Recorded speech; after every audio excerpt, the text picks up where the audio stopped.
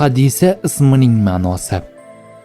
Ushbu hadisa ismi asosan qiz bolalarga qo'yiladi va bu ism arabcha bo'lib, quyidagi ma'nolarga ega: yaxshi yo'lga boshlovchi, ezgulikka yetaklovchi, yomonlikdan qaytarib yaxshilikka undovchi. Shakllari: Hadisa xon, Hadisa oy, Hadisa bonu, Hadisa begim,